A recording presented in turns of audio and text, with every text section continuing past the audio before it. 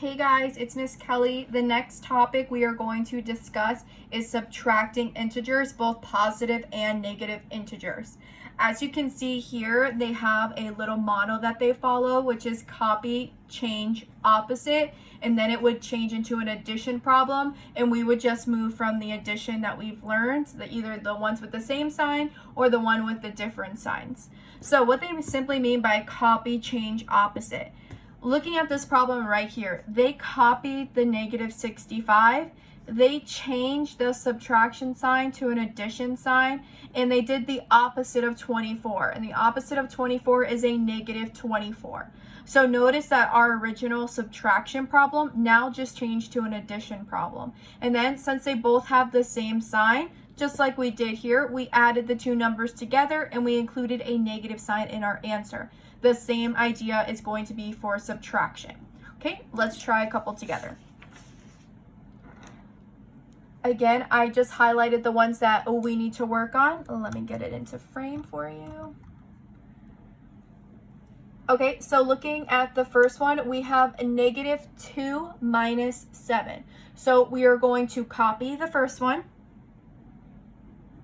We are going to change subtraction to addition. And the opposite of a positive 7 is a negative 7. Now I'm going to write the negative 7 inside of a parenthesis. That way I don't get confused with having an addition sign and then a negative sign right after each other. So now that we know that they're both the same signs, we're just going to add them together. So 7 plus 2 is 9, and it's going to be a negative 9 because both of them have a negative in their number. Negative 2, negative 7. So final answer, negative 9.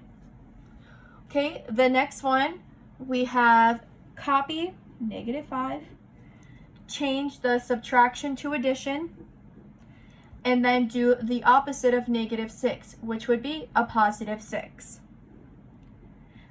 So now we follow the directions for different signs when you're adding these integers. So we are going to do 6 minus 5. 6 minus 5 is a 1. 6 would be the greater number, the greater absolute value. So the answer would remain positive since 6 is positive. So my answer is 1. Okay, let's do the next one. We're going to keep the negative 7, change the subtraction sign to an addition sign, and then we're going to do the opposite of a negative 5, which would be a positive 5. Again, adding of different signs, so we technically do subtraction. 7 minus 5 is 2. 7 would be the greater absolute value, and it's a negative, so my answer must be negative 2. So, also, the answer is negative 2. Okay, let's move on to the next one. Again, copy, change, opposite.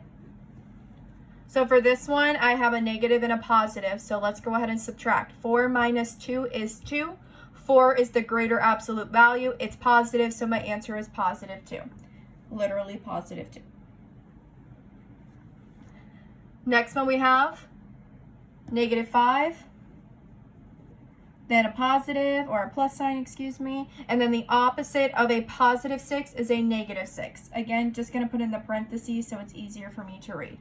So we have 5 and 6. We're going to add them up. We get 11. Both of them are negative, so my answer is going to be negative as well. So negative 11.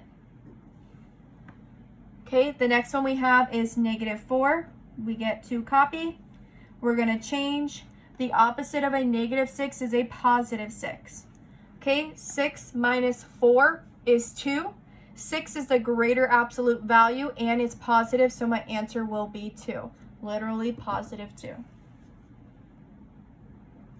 Okay, let's move on to the last two. For this one, I have negative 2, copy, change my subtraction to addition, and the opposite of a negative 2 is a positive 2.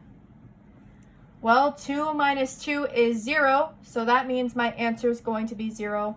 That's all I got to do. And the last one that we have, we're going to keep the negative 7.